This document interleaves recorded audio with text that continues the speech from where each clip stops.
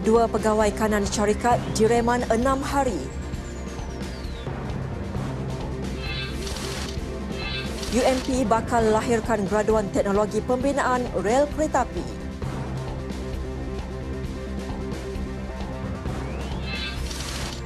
Petugas tabung haji sedia terima ketibaan pertama jemaah Isnin ini.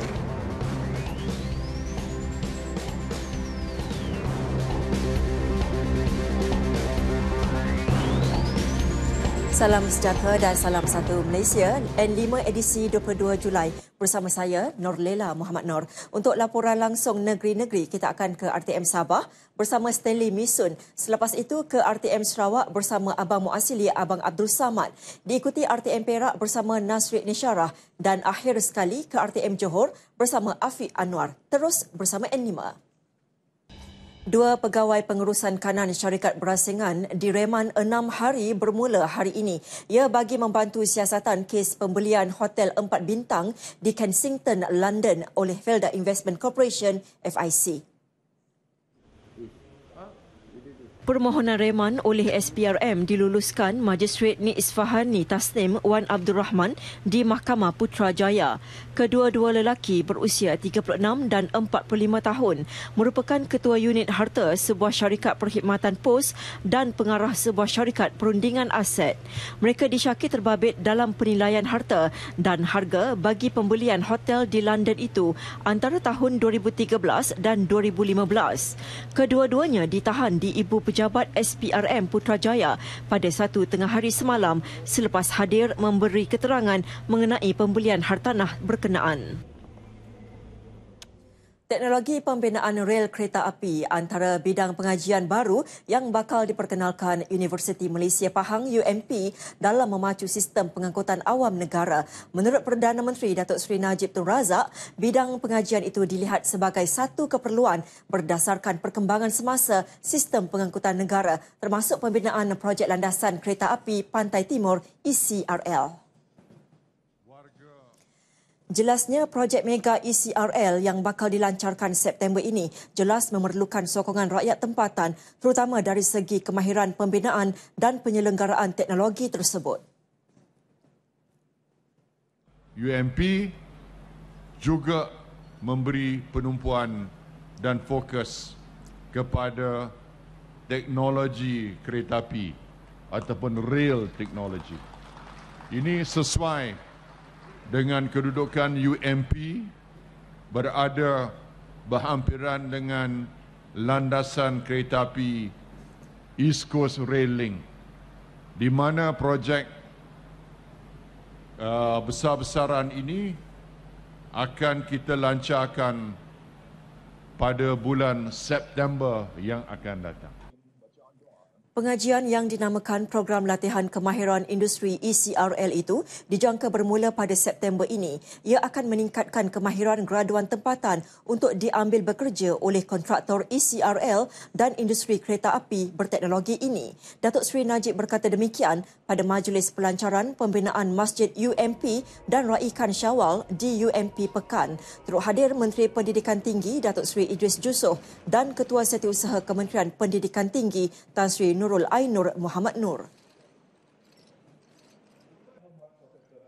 Acara larian UDA Pekan Bridge Run 2017 di Pekan berpotensi menjadi produk pelancongan untuk tarikan pengunjung domestik dan antarabangsa. Selain itu, kepelbagaian aktiviti yang dijalankan turut membantu memperkenalkan pelbagai lokasi menarik sempena Tahun Melawat Pahang.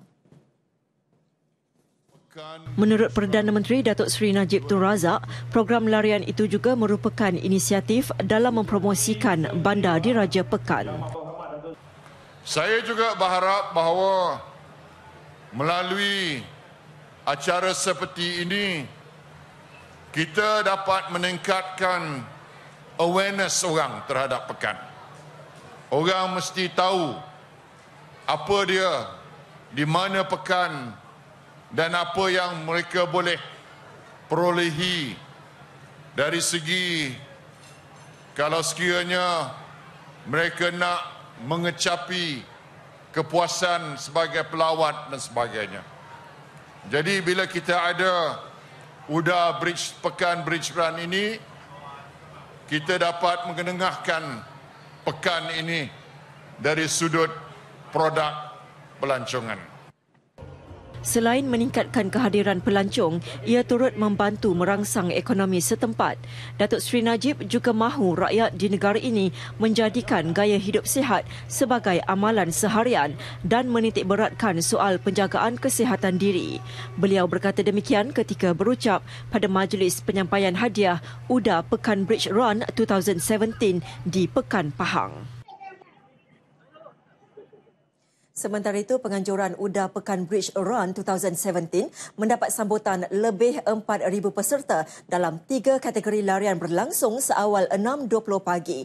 Pengerusi kumpulan UDA, Datuk Seri Dr. Muhammad Syafiee Abdullah berkata, pengisian acara lebih istimewa dan pengenalan laluan baru antara faktor menarik lebih ramai minat peserta dari dalam dan luar negara. Jelasnya, tambah 2 kali ganda peserta pada tahun ini berbanding tahun lalu menyemarakkan lagi penganjuran acara yang menggalakkan gaya hidup sihat.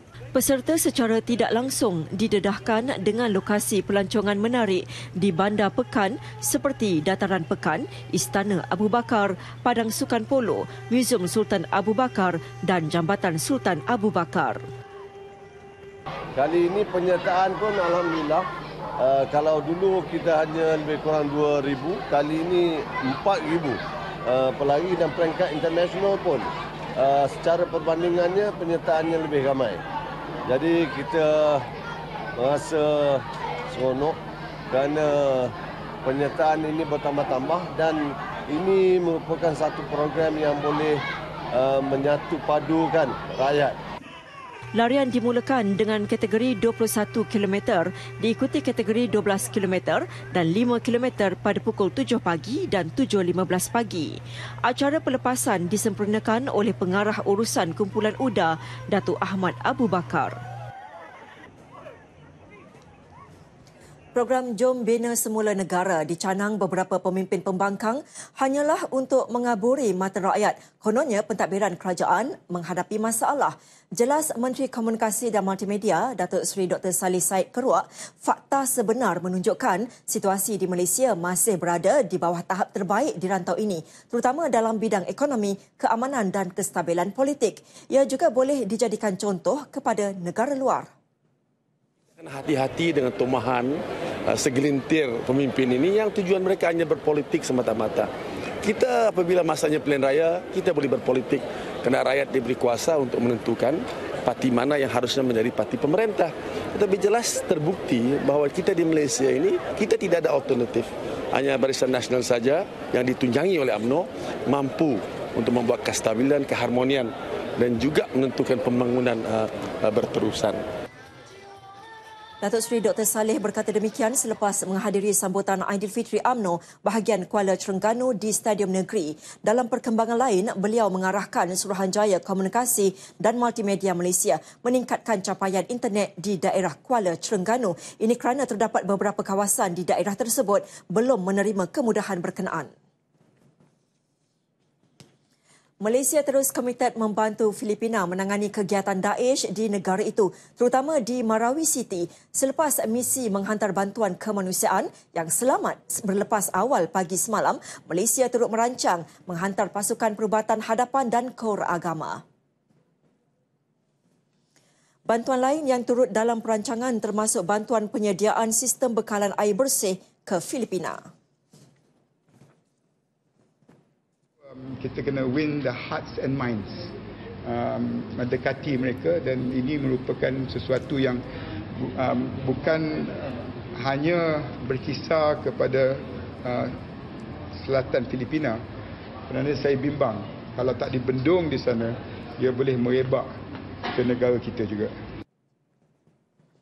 Beliau berkata demikian di Kulai, Johor. Misi bantuan kemanusiaan pertama Malaysia ke Marawi semalam berlepas dari Pangkalan Udara Subang kira-kira pukul 6.30 pagi.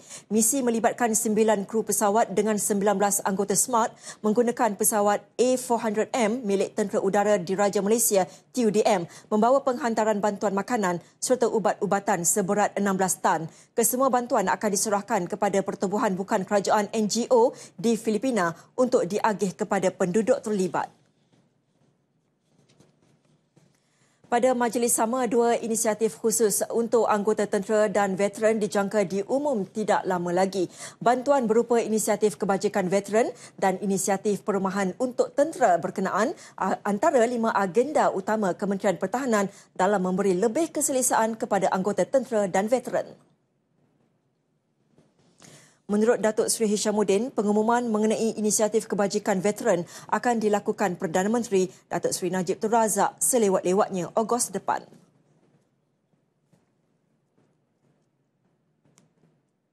Kekangan-kekangan yang kita hadapi, apa yang kita dapat umumkan ini pun syukur Alhamdulillah. Saya harap mereka akan terima baik kerana ini hanya permulaan. Dalam keadaan bila ekonomi dah bertambah pulih nanti, lebih banyak lagi yang kita nak bantu. Bagi inisiatif perumahan, terdapat 2 skim ditawarkan, iaitu pembinaan rumah keluarga angkatan tentera dan juga rumah mampu milik yang turut melibatkan kerjasama kerajaan negeri serta syarikat swasta. Ketika ini, 2 projek perumahan mampu milik bagi tentera berjaya dilaksana, iaitu di Mutiara Rini, Johor dan Kuala Lumpur, manakala di Segari Perak dalam peringkat pembinaan. Beberapa daerah terpilih di Pasir Mas, Kelantan akan mendapat kemudahan talian komunikasi lebih pantas berbanding sebelum ini. Inisiatif Kementerian Komunikasi dan Multimedia itu bakal dilakukan dengan kerjasama syarikat telco tempatan dalam usaha merapatkan jurang digital bandar dengan luar bandar. Setiausaha Bahagian Pembangunan Kementerian Kamaruddin Abdul Rahni berkata, usaha itu bagi memastikan penduduk di daerah itu turut terlibat dalam era digital yang semakin rancak dan mendapat talian komunikasi sekurang-kurangnya 3G. Mengikut fasa-fasa yang berkenaan lah, tapi untuk bagi tujuan khusus di Kelantan kita ada 4 program CTU ni yang itu dia akan dapat manfaat lebih awal daripada orang yang sepatutnya ikut jadual lah. Kita cadangkan keseluruhannya akan menerima sekurang-kurangnya 3G lah di seluruh Malaysia. Beliau ditemui pemberita selepas menyampaikan bantuan kepada penerima dalam program menghubung dan menyatu di Kampung Pangkal Kala, Bunut Susu, Pasir Mas. Hadir sama Ketua UMNO bahagian Pasir Mas, Datuk Hanafi Mamat dan Pengarah Jabatan Penerangan Negeri Azhar Ismail. Jadi kita kena pasti di kawasan kita ada beberapa tempat yang perlu kita membantu untuk mereka mempunyai peralatan ataupun kemudahan untuk mereka tidak tertinggal jauh dalam arus digital di negara kita. Pada program ini, seramai 50 penerima terpilih untuk menerima bantuan, antaranya bantuan televisyen, Astro Enjoy selain barangan keperluan harian. 15 petugas tabung haji TH sudah bersedia menerima ketibaan kumpulan jemaah haji pertama di lapangan terbang Madinah Isnin ini. Segala proses sejurus ketibaan di terminal dijamin lancar dengan kerjasama muasasah, iaitu pengendali jemaah haji Arab Saudi. Laporan Fatil Hidayat Ghazali dari Madinah. Sebaik melepasi pemeriksaan imigresen, pasport para jemaah KT1 akan dikutip pihak muasasah Arab Saudi untuk disahkan. Sementara menunggu pengesahan pasport di Dewan Rehat Terminal, jemaah bakal menerima taklimat daripada para petugas TH. Justru pengurus Terminal Madinah, Haji Muhammad Zahir Hussein mengingatkan semua jemaah terlibat supaya memastikan pasport dan buku rekod rawatan perubatan sentiasa dijaga rapi sepanjang perjalanan dari tanah air. Dan meletakkan di dalam beg sandang mereka dan memastikan supaya pasport ini tidak tercecer ataupun tertinggal di dalam bas. Ya. Di dalam bas ketika mana mereka berlepas daripada stesen, berlepas di tanah air menuju ke lapangan terbang. Ya. Dan di samping itu pastikan supaya mereka tidak tertinggal pasport antarabangsa Malaysia ini di dalam pesawat sebaik sahaja jemaah haji sampai di lapangan terbang. Ya. Di lapangan terbang Madinah dan pastikan mereka melihat di tempat duduk mereka di dalam pesawat supaya tidak tertinggal sebarang dokumen seperti lencana pengenalan haji yang perlu dipakai, sentiasa dipakai oleh jemaah haji. Dan di samping itu juga jemaah haji pastikan buku rekod rawatan kesihatan mereka dibawa bersama dengan mereka dan diletakkan di dalam beg sandang. Aspek penerimaan bagasi juga tidak perlu dibimbangkan jemaah. Menurut pengurus pengendalian Madinah, Haji Ramlan Saino, ini memandangkan bagasi yang dihantar lebih awal ke lapangan terbang Madinah dan dikendalikan petugas zon punya pelabelan sistematik. Nasihat kepada jemaah haji, pastikan ada tagging lah, nama basicnya itu. Walaupun tabung haji ada bagi tagging, tapi agak kecil lah. Dan kalau elok terpulang dah masing-masing, untuk mengenal duit sahaja yang penting nama, maklumat-maklumat penting lah. Pasal semasa khusus haji usul intensif kita bagi tahu perkara penting polisi supaya senang. Setelah mendapat pengesahan pasport oleh Muassasah Arab Saudi, kesemua jemaah akan dibawa menaiki bas ke hotel-hotel penginapan sekitar Madinah berdasarkan pelekat yang ditampal pada lencana TH masing-masing. Terdapat 8 buah hotel di bawah 3 zon perkhidmatan TH, antaranya Movenpick, Concord Darul Khair, Jewara El Saqifa, Saja Madinah dan Mawaddah Safwa. 24 kumpulan jemaah Malaysia bakal tiba di Tanah Suci sehingga 17 Ogos depan. Dari Madinah, Fatil Hidayat Ghazali dan juru kamera Muhammad Suhaimi Mahmud melaporkan untuk TV1. Untuk lintas langsung negeri, kita bersama Abang Muasili Abang Abdul Samad di RTM Kuching. Silakan. Terima kasih Nurlela di Angkasa Puri. Assalamualaikum dan salam satu Malaysia. Rakyat Sarawak diseru untuk terus memberi sokongan kepada kerajaan negeri yang sedang dalam perbincangan dengan kerajaan persekutuan bagi mencari penyelesaian mengenai isu penurunan kuasa. Ketua Menteri Datuk Amar Abang Johari Tun Openg berkata semangat perpaduan dan persaudaraan dalam kalangan rakyat di negeri ini perlu diteruskan bagi memastikan Sarawak terus bergerak maju. Jelas beliau tiada keperluan bagi Sarawak untuk keluar dari Malaysia. Namun berada dalam Malaysia tidak bermakna Sarawak tidak boleh berunding dengan kerajaan persekutuan untuk mendapatkan kembali hak Sarawak. Malaysia has been a success story. We have developed by leaps and bounds over the years, where our per capita income and GDP multiplied many times. But still, it's not a perfect union, but we strive to be a perfect union in the years to come. As Tok Nan used to say, we were Malaysia yesterday, we are Malaysia now, we are Malaysia tomorrow, and we are Malaysia forever. Datuk Amar Abang Johari berucap dalam majlis sambutan Hari Sarawak di Tebingan Kuching yang dirasmikan oleh Yang di-Pertua Negeri Tun Pehin Sri Haji Abdul Taib Mahmud. Beliau juga amat menghargai Perdana Menteri Datuk Sri Najib Tun Razak kerana sentiasa terbuka untuk berbincang dengan Sarawak dalam perkara mengembalikan kuasa yang telah terhakis selama ini mengikut Perlembagaan Persekutuan, Perjanjian Malaysia, Akta Malaysia, Laporan dan Cadangan Jawatan Kuasa antara kerajaan dan Laporan Suruhanjaya Kobold.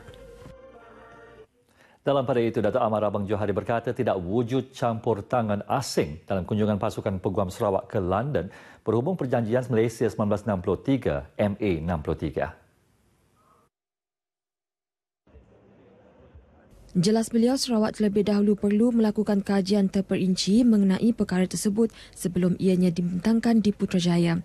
Datuk Amar Abang Johari menambah pasukan Peguam Sarawak ke London akan mengkaji sejumlah besar dokumen dalam arsip British di samping sumber-sumber lain bagi menentukan apa sebenarnya asas Perjanjian Malaysia. Beliau berkata kerajaan negeri dan persekutuan telah berjaya menyelesaikan apa jua masalah yang timbul dengan bijak dengan mengamalkan dasar memberi dan menerima. Kerana itu katanya beliau akan meneruskan legasi kepimpinan Ketua Menteri kelima Allahyarham Datuk Patinggi Adnan Satim. Semua masyarakat di negeri ini termasuk kaum Dayak perlu menggalakkan lebih ramai generasi muda untuk meminati kesenian dan kebudayaan kaum masing-masing. Ahli Dewan Undangan Negeri Semalaju Majang Renggi berkata pelibatan golongan muda juga dapat menghindarkan golongan itu daripada terlibat dengan gejala yang tidak sihat. Selain itu, ia bukan sahaja mampu mengukuhkan warisan kebudayaan kaum berkenaan malah bagi memelihara identiti unik sesebuah kaum tersebut.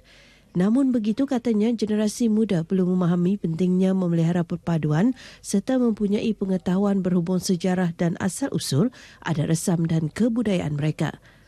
Majang Renggi berucap merasmikan majlis penutupan dan penyampaian sijil Taman Khusus Kelas Ngajat, Beranyam dan Bertabuh Persatuan Dayak Miri di Miri. Beliau mewakili Timbalan Ketua Menteri Tan Sri Dr. Jem Jemut Masing. Beliau juga gembira dengan sambutan memerangsangkan generasi muda dalam kelas kraf tangan dan kebudayaan yang merekodkan hampir 50 penyertaan terdiri daripada murid sekolah rendah hingga dewasa. Dalam majlis itu, Majang mengumumkan gerakan projek kecil luar bandar berjumlah RM20,000 iaitu masing-masing RM10,000 daripada beliau dan Timbalan Ketua Menteri Tan Sri Dr. Jem Masing kepada persatuan tersebut. Sempena dengan sambutan Hari Sarawak tahun ini, beliau turut mengingatkan semua rakyat supaya terus mengekalkan perpaduan yang terjalin selama ini. Nasib pasangan warga emas yang hidup dalam keadaan daif di Pujut 5 Miri mendapat perhatian masyarakat apabila kisah mereka menjadi tular di laman media sosial baru-baru ini.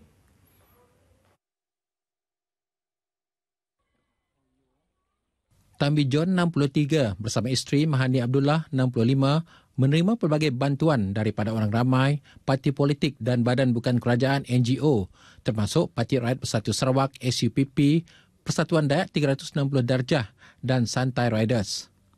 Pasangan suami isteri itu turut menerima kunjungan daripada Ahli Dewan Undangan Negeri Piasau, Datuk Sebastian Ting yang hadir meninjau keadaan pasangan berkenaan di kediaman mereka di Miri. Datuk Sebastian yang ditemui pemberita berkata pasangan berkenaan tidak mempunyai anak dan telah mendapat bantuan daripada Jabatan Kebajikan Masyarakat dan Tabung Baitulmal Sarawak Miri sejak 2009. Namun yang lebih menyayat hati katanya, pasangan warga emas berkenaan menderita akibat masalah kesihatan apabila Mahani kini mengidap penyakit kanser payudara tahap 4 manakala suaminya buta. Beliau yang juga pengurusi SUPP Cawangan Piasau memberitahu pihaknya juga akan berusaha membantu pasangan itu bagi meringankan beban yang ditanggung. Sementara itu, Ketua Seksyen Bantuan Kesejahteraan Sosial dan Bantuan Bencana JKM Miri, Mastika Matair memberitahu orang ramai yang ingin menghulurkan sumbangan kewangan kepada pasangan berkenaan juga boleh menyalurkan terus ke akaun Agrobank 2008110000147867 atas nama Mahani binti Abdullah. Selama 722 orang peserta menyertai acara Larian untuk Sarawak, anjuran Pemuda Parti Rakyat Bersatu Sarawak SUPP Cawangan Pelawan pagi tadi. Menurut pengurusi penganjur Lin Zing Kai, acara yang diadakan sempena Hari Sarawak itu dibahagikan kepada 3 kategori, iaitu kategori terbuka lelaki dan wanita dan kategori keluarga. Okey, 3 kategori semua lah. Okey. Jarak dia 7.22 km dan family kategori 722 meter saja. Hadir pada majlis pelepasan peserta larian itu ialah setiausaha politik kepada Ketua Menteri Michael Tiang. Sementara itu, Ling Tai Ming, 37 tahun, muncul Johan kategori lelaki, manakala To Xiao Kim, 35, memenangi kategori wanita, manakala Ki Heng Ong dan Irene Ki Yin Ting muncul Johan kategori keluarga. Pemenang kategori terbuka lelaki dan wanita membawa pulang hadiah wang tunai RM722, manakala pemenang kategori keluarga pula memperolehi hamper. Kesemua peserta yang menamatkan larian juga mendapat pingat larian yang direka khas sempena acara larian tersebut. Setakat ini dahulu berita dari Sarawak untuk N5 petang ini. Untuk berita seterusnya, kembali kepada Nurlela di Angkasa Puri. Silakan. Apa Muhasili, terima kasih. Baiklah saudara, kita ke berita seterusnya. Semua pihak termasuk Jabatan Pendidikan dan Sekolah perlu memperkasa langkah pencegahan bagi mengekang masalah disiplin dalam kalangan pelajar. Menurut Menteri Pendidikan Datuk Seri Mahathir Khalid, kejadian buli dan gangsterisme adalah realiti kehidupan dan masyarakat harus hadapinya bersama. Beliau mengulas mengenai tindakan pelajar tingkatan 1 di Sri Aman yang meletakkan racun lipas dalam mi goreng rakannya yang didakwa pembuli. Ada sesuatu dalam masyarakat ni yang kita kena hadapi dengan dunia baru ni lah. You bukan saja you jangka, you fikir, tapi dia buat. You ingat tak apa, budak-budak takkan sampai situ kot kan. Takkan sampai macam tu. Tapi hari ni punya mentality tu, kalau masa kita sekolah dulu takkan kita pergi racun kawan kot. Ini dia bawa racun kawan tu. Selepas diambil keterangan, suspek telah dibebaskan dengan jaminan polis manakala mangsa masih dirawat di Hospital Sri Aman. Datuk Seri Mahathir berkata demikian selepas merasmikan mesyuarat perwakilan UMNO bahagian Sekijang di Segamat Johor. Mengulas lanjut, beliau menggesa Pejabat Pendidikan Daerah PPD menggandakan usaha untuk mengenal pasti sekolah berisiko berlaku kes buli. Ia boleh dilakukan melalui kaedah micro-targeting. Acara kemuncak sambutan Hari Peneroka Felda Peringkat Kebangsaan 2017 akan berlangsung esok di dataran Istana Kehakiman Putrajaya. Perdana Menteri Datuk Seri Najib Tun Razak dijadual merasmikannya. Untuk itu, kita jengah seketika raptai penuh yang sedang berlangsung di sana bersama Andy Reza Rohadian. Silakan.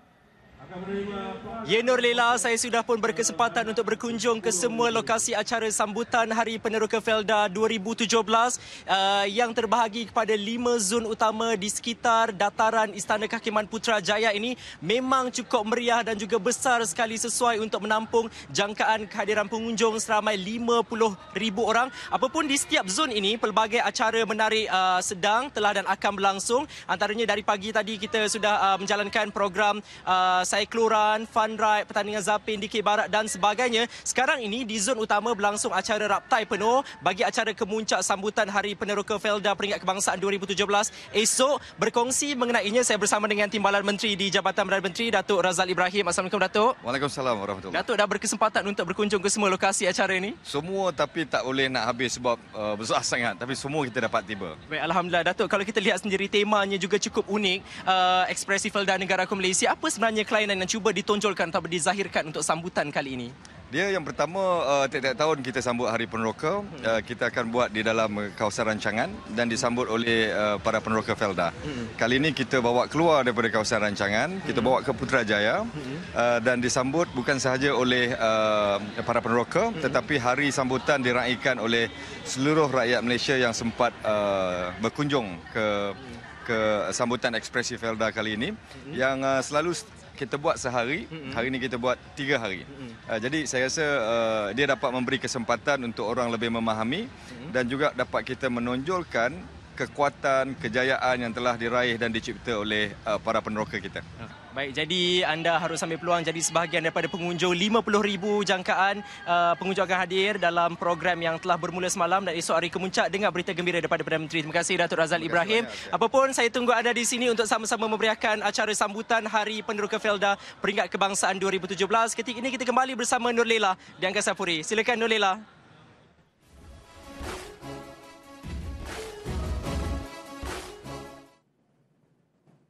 Andy, terima kasih. Rakyat setia dan percaya Barisan Nasional BN teruskan kesinambungan di Sabah. Dan program Temuduga Terbuka SL1M tawarkan lebih 5,000 latihan dan peluang pekerjaan. Rakan penyampai Stanley Misun telah pun bersedia untuk laporan penuh. Silakan Stanley. Baik, terima kasih rakan penyampai di Angkasa Puri. Salam sejahtera dan salam satu Malaysia. Rakyat Sabah masih memerlukan Barisan Nasional BN untuk kesinambungan pembangunan negeri ini. Timbalan Perdana Menteri yang juga naib Presiden UMNO, Datuk Seri Panglima Dr. Ahmad Zahid Hamidi berkata, rakyat Sabah masih setia dan percaya terhadap kemampuan UMNO dan BN untuk menerajui kepimpinan negeri ini.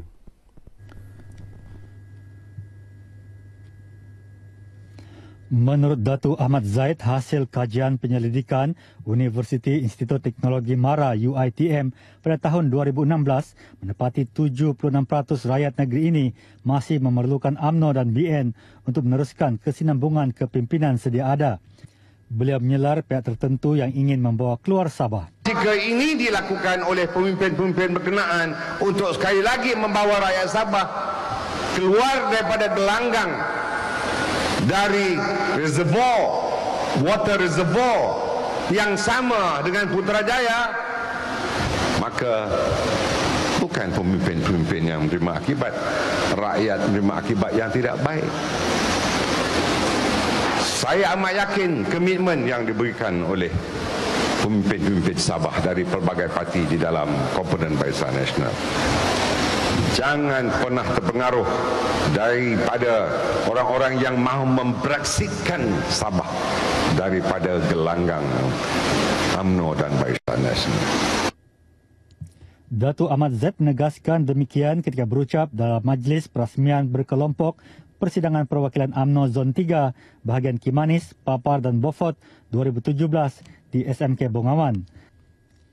Dalam perkembangan lain, beliau berkata kerajaan akan terus memperkukuhkan kawasan keselamatan khas Pantai Timur Sabah (ESKOM) dan meningkatkan aset selain mengetatkan kawalan keselamatan. Datuk Ahmad Zaid mengingatkan rakyat Sabah agar tidak leka dengan pergolakan yang berlaku di selatan Filipina meskipun setakat ini sempadan negara tidak diceroboi. Rakyat negeri ini juga perlu sentiasa berhati-hati kerana peristiwa pencerobohan di Lahad Datu boleh berlaku lagi. Dalam majlis ini beliau mengumumkan RM1 juta masing-masing untuk UMNO bahagian Kimanis, Papar dan Beaufort. Sementara itu dalam majlis sama, pengurusi Badan Perhubungan UMNO Sabah, Datuk Seri Panglima Musa Haji Aman mengingatkan anggota UMNO di Sabah terus setia kepada pemimpin dan perjuangan parti serta bekerja keras bagi memastikan parti UMNO terus kuat dan bersatu. Katanya prasyarat penting kepada kemenangan parti adalah kembali kepada matlamat perjuangan UMNO iaitu bersatu, bersetia dan berkhidmat. Dengan adanya perpaduan ini, kesatuan, kesepaduan, solidarity, parti kita akan terus kukuh, mantap, kerajaan bertambah kuat dan stabil. Ini yang kita ada pada hari ini. Datuk Musa yang juga Ketua Menteri Sabah berkata UMNO dan Barisan Nasional BN memperolehi kemenangan besar kerana ahli-ahli bersatu padu dan sentiasa bekerja tanpa mengira musim sama ada sebelum pilihan raya, semasa pilihan raya dan selepas pilihan raya. Katanya pemimpin UMNO dan BN tahu apabila diberi mandat menang dalam pilihan raya, ia bukan keistimewaan, sebaliknya tanggungjawab besar kepada rakyat. Beliau juga mahu anggota UMNO tidak mudah terpedaya dengan taktik pembangkang yang hanya tahu bercakap bohong, berjanji bohong dan membuat fitnah, lebih-lebih lagi pemimpin yang kecewa. Sementara itu, ketika berucap, Ketua UMNO bahagian Kimanis, Datuk Seri Panglima Anifah Haji Aman yakin UMNO Zon 3 iaitu Kimanis, Papar dan Beaufort dapat mempertahankan kerusi yang dimenangi pada pilihan raya umum akan datang. Malah katanya jentera UMNO khususnya di Kimanis bersedia pada bila-bila masa menghadapi pilihan raya ke-14. Lebih 5,000 latihan dan peluang pekerjaan dari 43 syarikat dan syarikat berkaitan kerajaan ditawarkan sempena program Temuduga Terbuka Skim Latihan 1 Malaysia SL1M beringkat negeri Sabah yang berlangsung selama 2 hari di Dewan Chancellor Universiti Malaysia Sabah. Untuk perkembangan lanjut, kita bersama Rita Olosius Malik.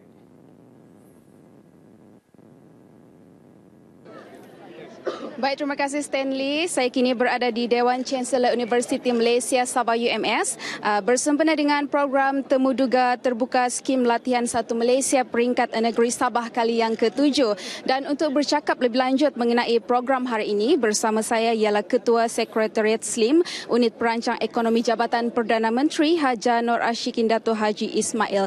Ya baik Haja, mungkin di luar sana ramai yang tertanya-tanya apakah hala tuju mereka. Mungkin peluang ini Haja boleh terangkan lebih lanjut mengenai hala tuju mereka itu. Okey, ramai kita punya graduan dan pencari kerja sangat skeptik dengan SLIM. Mereka berkata bila yang tak dapat kerja tu, ya, mereka ragu-ragu ke manakah hala tuju mereka, ya, macam yang Cik cakap tadi. Tapi jangan bimbang, kebanyakan kita tidak ada pengalaman bekerja. Jadi SLIM mengisi vacuum itu untuk memberi peluang pada mereka untuk mempunyai pengalaman bekerja. Tidak guna sekiranya kita ada CV yang lawa, result yang bagus tapi tidak ada pengalaman bekerja. Jadi SLIM menyediakan ruang itu kepada semua. Jadi saya sangat berterima kasih kepada UMS Kota Kinabalu menjadi tuan rumah untuk SLIM Zon Sabah, dan seawal pukul 10 pagi tadi sudah ada lebih daripada 3,000 orang dan kita dapat sambutan yang baik daripada negeri Johor yang menawarkan, ya, sehingga 10,000 jawatan kosong datang all the way ke sini, ya, untuk merekrut anak-anak Sabah. Jadi jangan lepaskan peluang. Untuk hari ini dan besok kita ada di sini dari 7.30 pagi hingga 6 petang dan kita ada syarikat-syarikat gergasi, kita juga ada Petronas di sini semua. So saya nak minta semua anak-anak Sabah we have everything under one roof. Kita ada gerai, kita ada cabutan bertuah, kita ada artis untuk bagi motivasi, dan kita ada juga jawatan kosong, dan most of the company tadi dia kata kita interview di sini dan kita bagi offer letter di sini juga. So jangan lepaskan peluang. Baik Aja, setelah Slim ni 7 tahun lebih 7 tahun bertapak di Malaysia ni, berapa ramai pencari kerja yang telah mendapat manfaat daripada program ini? Kita telah membantu secara langsung dan tidak langsung seramai 120,000 orang graduan, ijazah sarjana muda dan juga sarjana, dan ada juga yang PhD untuk mendapatkan pekerjaan. Jadi kepada mereka yang masih lagi skeptik di luar sana, so jangan lepaskan peluang ini. Industri mengatakan sekiranya tidak pandai mereka boleh didik, tapi apa yang perlu mereka ada adalah jati diri yang bagus, komitmen, disiplin dan fikiran yang positif untuk berjaya dalam hidup. Baik Aja, terima kasih kerana studi bersama dengan RTM. Baiklah saudara, setakat ini dahulu dapat saya kongsikan kepada anda dari UMS. Dan bagi anda yang di luar sana, sekali lagi saya ingatkan datang beramai-ramai, datang awal kerana kita di sini agak crowded. Dan di sini saya juga ingin maklumkan terdapat lebih 5,000 peluang latihan dan pekerjaan pelbagai kelayakan sepanjang 2 hari program ini berlangsung. Baik saudara, setakat ini dahulu kita kembali bersama Stanley di Studio TV RTM Kota Kinabalu. Silakan. Baik, terima kasih Rita. Baik, sekian berita dari Sabah petang ini. Teruskan dengan rakan penyampai di Angkasa Puri, Norlela. Silakan. Stanley, terima kasih. Tradisi budaya dan warisan masyarakat Mandailing diketengah dalam Festival Mandailing di Slim River, Perak. Laporan lanjut bersama Muhammad Nasri Muhammad Nisyarah. Silakan. Terima kasih rakan penyampai di Angkasa Puri. Assalamualaikum dan salam satu Malaysia. Majlis Bandaraya Ipoh MBI akan bertindak proaktif menangkap kesemua anjing-anjing liar dan terbiar di sekitar Ipoh. Menurut Datuk Bandar Datuk Zamriman, ia bagi mengekang penularan wabak rabies atau penyakit anjing gila dari merebak di bandaraya ini. Kemudian dari segi kawalan, kita juga mengadakan kempen program untuk kasihkan anjing-anjing tersebut supaya pembiakannya dapat dikawal, tidak terlalu cepat. Okey, bagi kes-kes anjing yang berpenyakit ini memang ianya telah diambil alih oleh Jabatan Veterina. Dan bagi kawasan Ipoh, kita dapat feedback ianya masih selamat lagi. Beliau turut menasihatkan pemilik-pemilik anjing tidak berlesen segera mendapatkan lesen bagi memudahkan pemeriksaan kesihatan haiwan peliharaan mereka. Beliau berkata demikian selepas merasmikan program gotong royong sempena kempen Perak yang bersih di Taman DR Seni Vasagam Ipoh. Ramai dalam kalangan generasi kini tidak mengenali suku Mandailing, apatah lagi budayanya. Bagi mengetengahkan tradisi dan warisan mereka, satu festival Mandailing diadakan baru-baru ini berjaya menghimpunkan kira-kira 300 orang suku kaum itu. Festival Cetusan Idia Kerajaan Negeri yang julung kali diadakan ini berlangsung di Kampung Sungai Bil, Perak. Presiden Imami, Datuk Ahmad Tarmimi Saregar berkata, festival bagi mengangkat budaya serta tradisi masyarakat Mandailing khususnya kepada golongan muda. Festival ini sebenarnya cetusan daripada Yang Berhormat Menteri Besar sendiri dan kami dipanggil untuk membantu. Alhamdulillah, kerana ini merupakan peluang yang baik kerana kita harus bekerjasama dengan pihak pemerintah untuk membangunkan kesenian. Mesti ada bantuan dan juga mesti atas dasar kesedaran daripada pemimpin itu sendiri. Kerana kalau kita sendiri untuk bergerak hanya setakat yang kita mampu sajalah. Kerana itu utama sekali kuasa dan pembiayaan perlu ada. Hadir memeriahkan festival Menteri Besar Perak, Datuk Seri Dr. Zamri Abdul Kadir. Menerusi festival sehari ini, pengunjung didedahkan dengan seni dan budaya masyarakat Mandailing, antaranya adat perkahwinan, tarian dan makanan tradisi Mandailing. Antaranya seperti bulung gadung nadi duda atau gulai pucuk ubi tumbuk, sambal tok-tok, ubi ponjan, itik pol atau tepung uli dan pulut berinti. Negeri Perak, ini pertama kalinya dan saya rasa seronoklah. Saya berkumpul bukan saja Mandailing daripada kawasan yang berhampiran, malahan seluruh negara, wakil-wakilnya ada datang. Nampaknya sungguh meriah. Dapatlah berjumpa dengan kaum-kaum Mandailing. Rasa sangat banggalah mendapat kita bertemu dengan kaum-kaum Mandailing satu Malaysia lah kiranya. Jadi bila adanya program ni, jadi generasi muda sekarang ni macam saya dan kawan-kawan boleh tahulah macam mana budaya-budaya yang dulu kan. So macam saya pun boleh mengembangkan lagi budaya ni, maybe dengan kawan-kawan, buat program berdasarkan budaya ni. Komuniti Mandailing adalah sebahagian daripada masyarakat Melayu berasal daripada pendalaman pantai barat Samudra dan Tapanuli Selatan di utara Samudra Indonesia. Laporan itu mengakhiri sumbangan berita dari Perak untuk N5 hari ini. Kembali semula ke Angkasa Puri untuk laporan berita seterusnya. Nasrid, terima kasih. Rawatan pakar percuma untuk golongan asnaf. Laporannya dalam lintas langsung N5 bersama Muhammad Afiq Anwar di RTM Johor Bahru. Silakan. Terima kasih rakan penyampai di Angkasa Puri. Kira-kira 3,000 asnaf di negeri ini bakal menerima rawatan pakar secara percuma hasil pembangunan kompleks perubatan pakar yang dibangunkan di tanah wakaf di Bandar Barudah, Johor Bahru. Projek dibangunkan hasil usahamawama Perbadanan Islam Johor PIJ dan Kecana Healthcare Sdn Bhd selaras objektif penubuhan tabung wakaf rakyat Johor. Menteri Besar Johor Datuk Seri Muhammad Khalid Nordin berkata, golongan asnaf akan menerima rawatan pakar dengan peralatan berteknologi tinggi berbanding sebelum ini asnaf hanya tertumpu di hospital kerajaan bagi mendapatkan rawatan. Selaras objektif dan prinsip wakaf, sebahagian keuntungan daripada operasi hospital akan digunakan untuk biaya keperluan kesihatan golongan terbabit. Dulu kita orang susah, orang miskin. Kita hanya mungkin saluran kita kepada hospital kerajaan. Now kita ada satu lagi perkhidmatan. Jadi hospital kerajaan pun taklah terbeban sangat dengan untuk menampung keperluan dan sebagainya. Beliau mengulas perkara itu selepas merasmikan Majlis Pecah Tanah Kompleks Perubatan Pakar di Johor Bahru. Kompleks yang akan dibangunkan di tanah seluas 5.5 ekar itu akan dilengkapi 280 buah katil pesakit, 60 buah klinik pakar, 120 buah bilik penginapan serta 650 parkir awam. Projek bernilai RM600 juta itu dijangka siap sepenuhnya pada tahun 2020. Justru umat Islam disaran untuk terus berwakaf melalui tunai atau penyerahan tanah.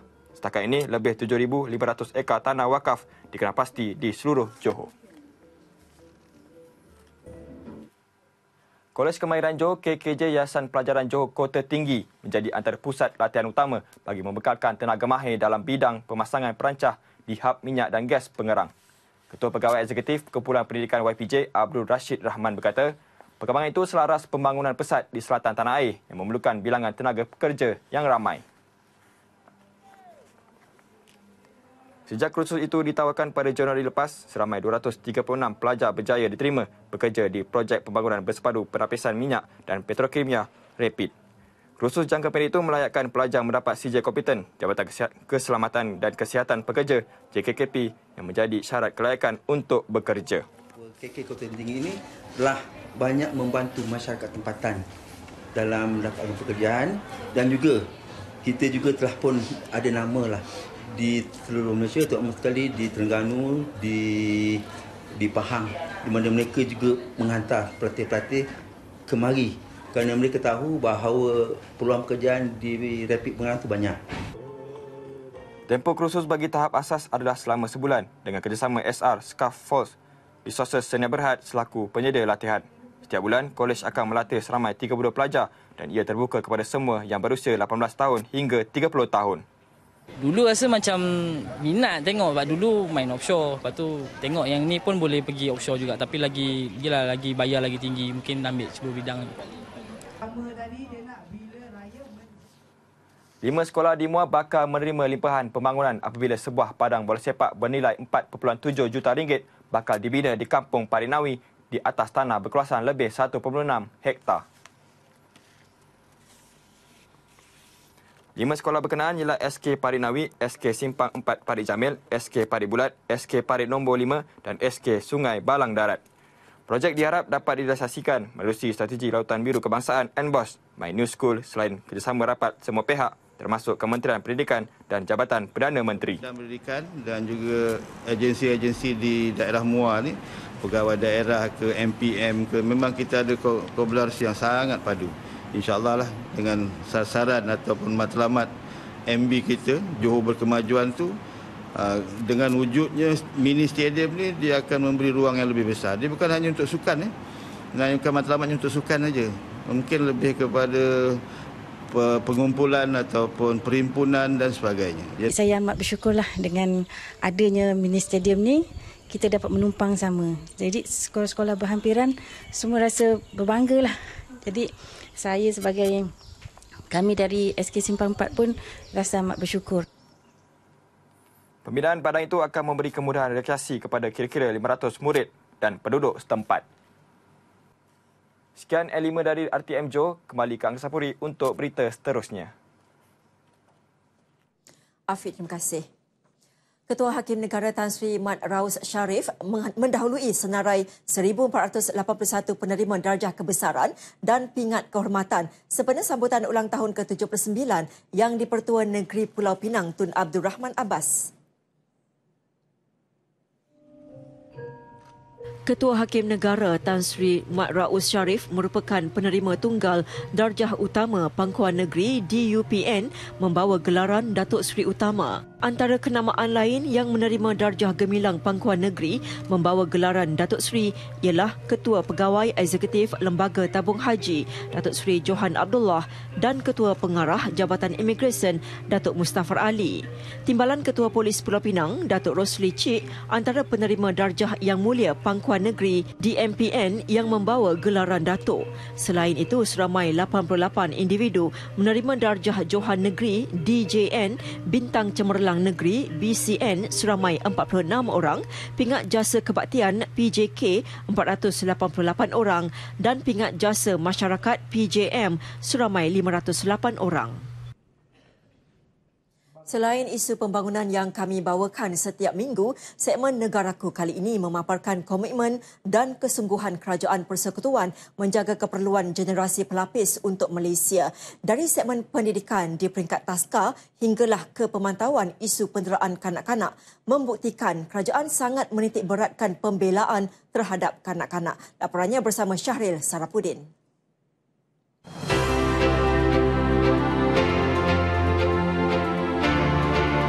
Cita-cita saya ialah jadi pengarah filem yang hebat. Saya nak jadi wakil rakyat. My ambition is doktor. Cita-cita saya adalah untuk menjadi seorang peguam. Inilah wajah-wajah pelapis negara suatu masa nanti. Kejayaan pelaksanaan kurikulum permata negara oleh taska berdaftar dengan JKM menunjukkan perkembangan positif kanak-kanak dalam pelbagai aspek. Kalau kita tengok ya, kanak-kanak merupakan aset negara kan. Mereka ni apa yang kita bentuk mereka sekarang ni, itulah yang akan menentukan wajah negara kita pada masa akan datang nanti kan. Jadi itu merupakan satu yang kita perlu beri pertekanan lah. Dalam aspek ini kita tahu bahawa pendidikan awal kanak-kanak itu merupakan satu perkara yang amat penting.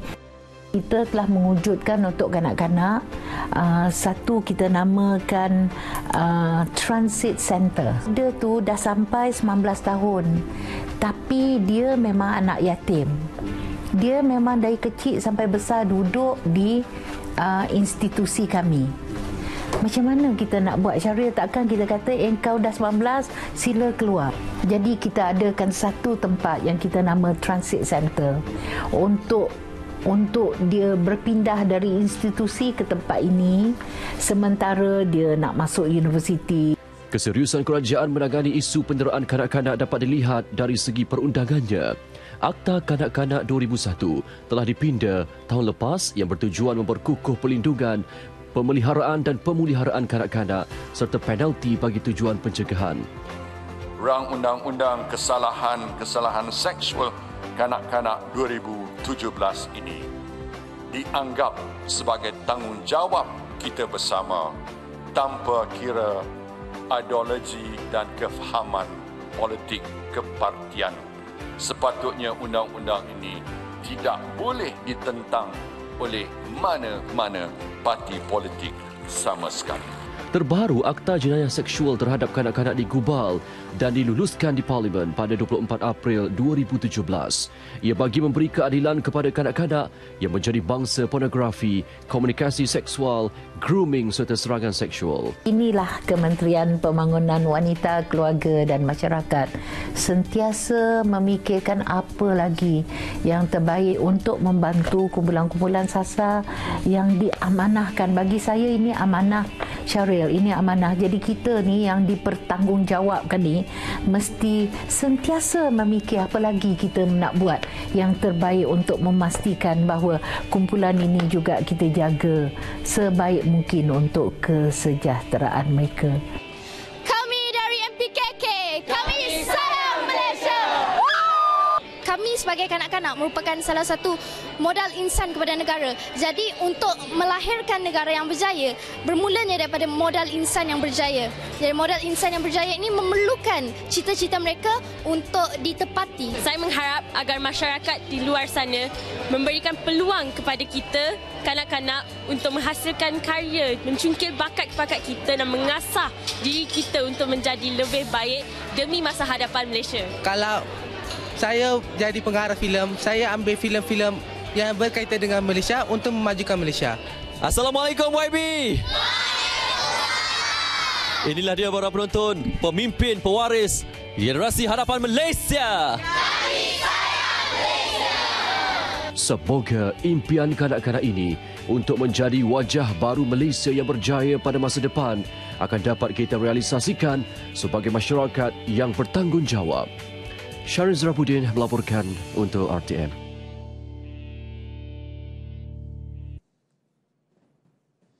Bagi melahirkan pelajar berdaya saing dan mampu berinteraksi dengan masyarakat, Pusat Permata Pintar Negara menganjurkan program Permata Down to Earth. Program mendedahkan pelajar mengenai kepentingan penjagaan alam sekitar itu sekaligus membuka mata masyarakat untuk lebih mengenali permata pintar. Program mengetengahkan tema Go Green, Save the Earth. Penganjurannya diharap memberi peluang kepada pelajar untuk mengaplikasikan kemahiran yang mereka pelajari di dalam kelas dan mendedahkannya kepada masyarakat. Kita perhatikan pelajar mendapat peluang untuk berkomunikasi dengan anggota-anggota masyarakat yang hadir. Mereka menerangkan tentang aktiviti yang mereka jalankan seperti kita lihat di sini. Bukan senang nak menerangkan aktiviti apa objektif dan prosedur aktiviti itu, dan walau bagaimanapun ini adalah sebahagian daripada latihan untuk pelajar-pelajar. Program berlangsung di Perkarangan Memorial Kemerdekaan Bandar Hilir Melaka, melibatkan kira-kira 80 pelajar permata.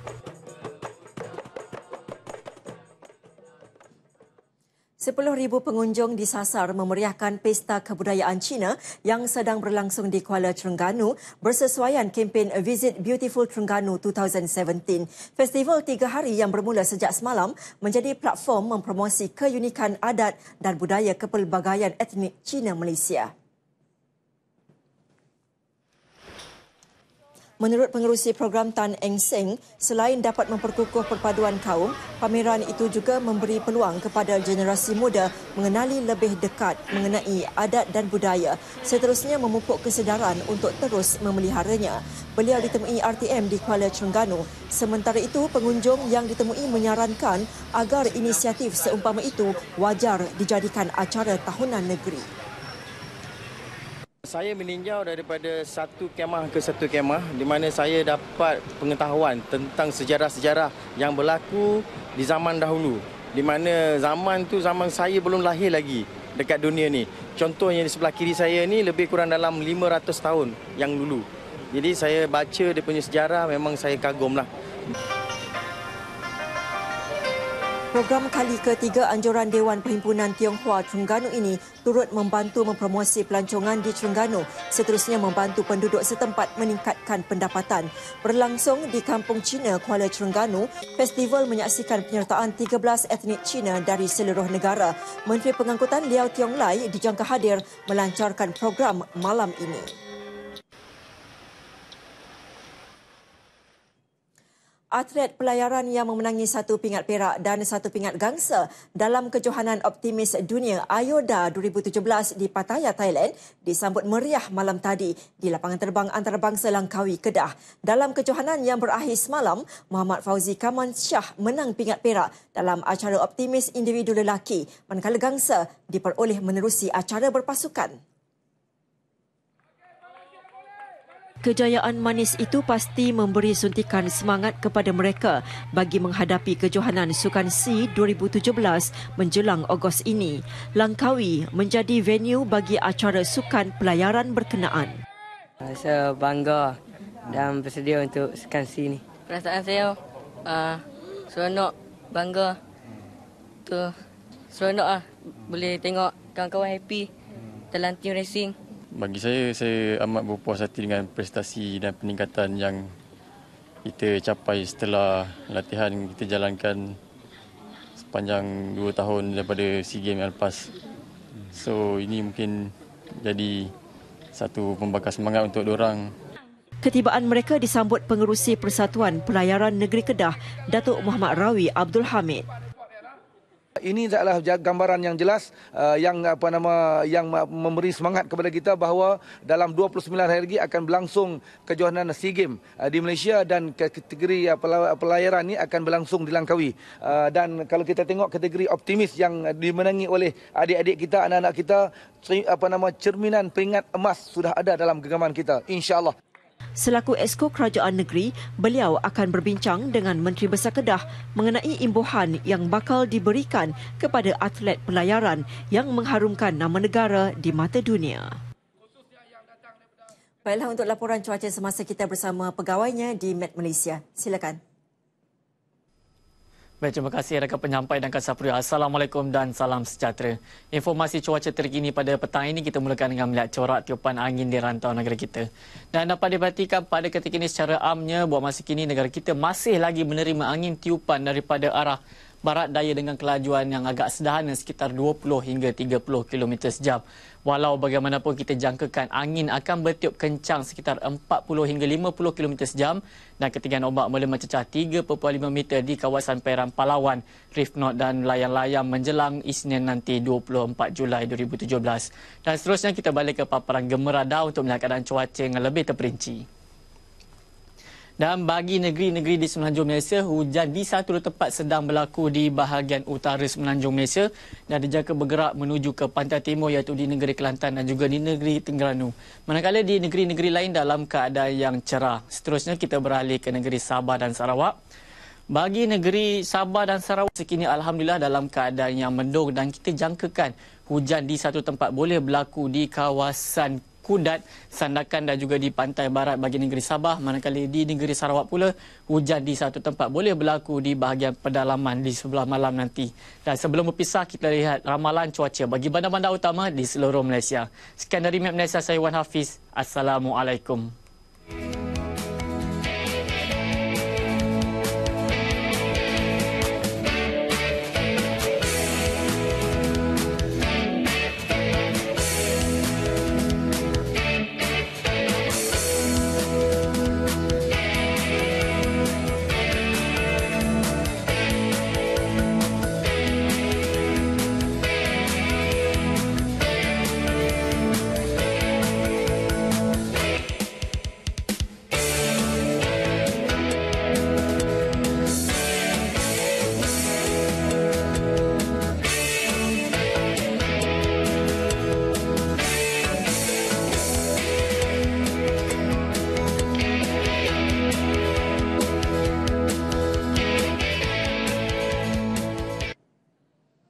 Persatuan Veteran RTM PVRTM hari ini menganjurkan Majlis Nostalgia Aidilfitri bagi memberi kesempatan kepada ahli persatuan beramah mesra selain mengimbau kenangan semasa bertugas dahulu. Antara tetamu kehormat yang hadir, Timbalan Menteri KKMM Datuk Jelani Johari dan Ketua Pengarah Jabatan Penyiaran Malaysia Datuk Abu Bakar Abdul Rahim. Visualnya mengakhiri N5 untuk hari ini. Salam sejahtera dan Assalamualaikum.